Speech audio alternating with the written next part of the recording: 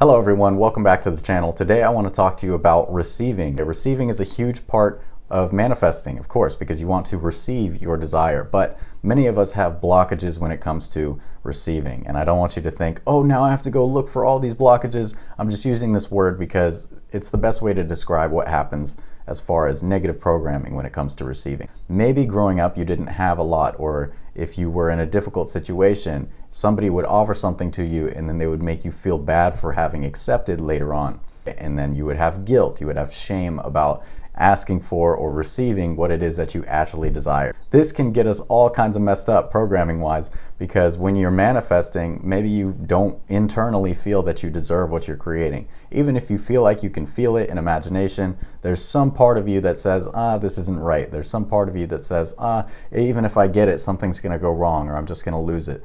We have to get around this programming. What I recommend is to, one, if you have specific memories that are related to this type of behavior, maybe it was like your parents or you were struggling or whatever happened that made you not feel okay receiving from people, not feel okay accepting even simple gestures, you need to go back and, well, you don't need to, but you are invited to go back and revise it. The art of revision, as Neville Goddard suggested, is amazing because all time is now. When you're living and thinking fourth dimensionally, all time is now. All those past memories exist within you now. That's what's creating that resistance we talked about. So you can revise that memory so that it went perfectly well. They never made you feel bad for accepting, or you accepted and there was never any issue, whatever it may have been. Doing that, revising whatever the short scene is over and over until you actually believe it, and then ideally falling asleep in that. You want to do it before bed to impress the subconscious. You can do it anytime, but the newer you are to manifesting, the harder it's going to be just at any time of day. So you want to try and do it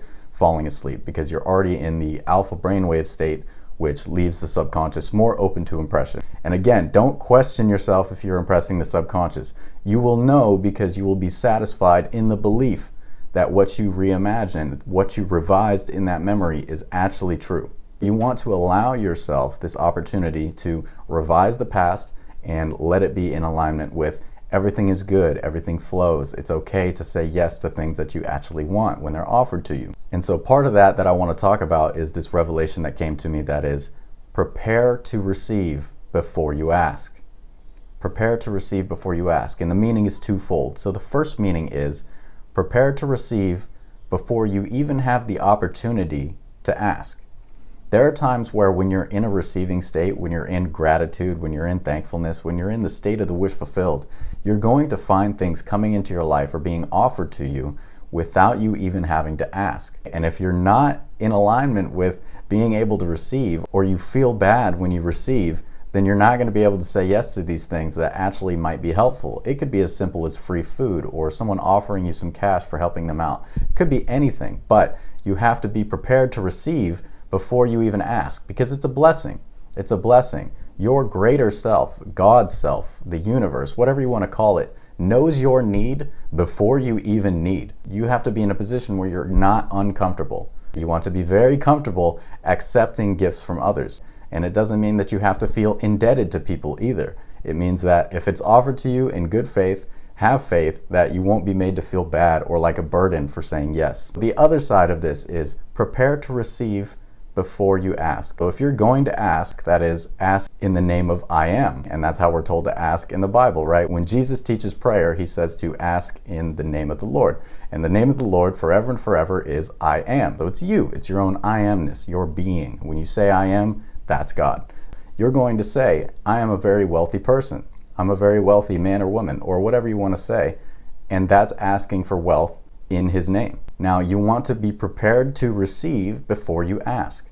Now, how do you prepare to receive?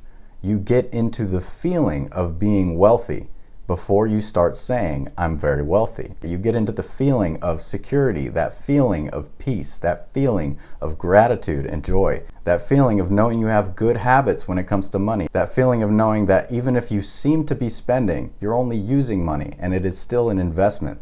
Being able to recognize using money versus spending. You will be investing your money. Even if you're buying yourself anything, you can just be investing that money instead of feeling as though you're spending it. Okay? This is all a part of that feeling. It's all part of the state of wealth. The conscious state of wealth includes a knowledge about money. It includes a security feeling. It includes gratitude. It includes everything that you can think of positive related to money, because wealth is different than just getting a lump sum, because you know how many people, they get a lump sum of money, maybe they win the lottery and then they go broke. And I'm not saying that to scare you or worry you, but that's what happens when you don't change your state of consciousness. So they were able to draw to them a large sum of money, but they were still in the state of poverty consciousness.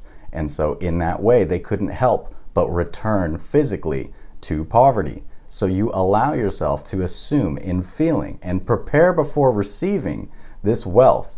And therefore, you will be in the state of wealth, and you can maintain that and be allowed to create even more. And being in the state of wealth, that is what will be reflected in your world, and you can create more and more and more. And you don't have to feel bad about it. You don't have to feel like you're taking from someone else.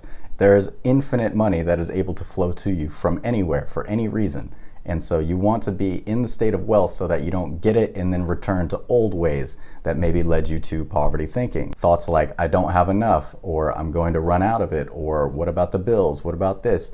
You want to be able to receive your large sum of money or your lavish income that you're manifesting, and you're prepared to receive it by entering the state of wealth so that you don't lose it. You can cultivate it. You can make investments. And remember, I say this a lot, but sound investments is one of the greatest Neville lectures I believe ever. And he says, quoting the revelation that came to his wife in the middle of the night, you must stop spending your thoughts, your time, and your money.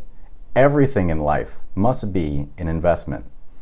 That is wealth consciousness. I promise you that is the greatest summation of wealth consciousness, because you don't look at anything as spending. It doesn't matter if you have to pay your bills. You're not spending money on the bills. That is an investment in your comfort so you can live wherever you live, so you can have running water and electricity. It's an investment. You can flip any time that you're using money from the idea of spending, which is by definition to lay out without return, to the idea of investing, which is laying out with expectation of return.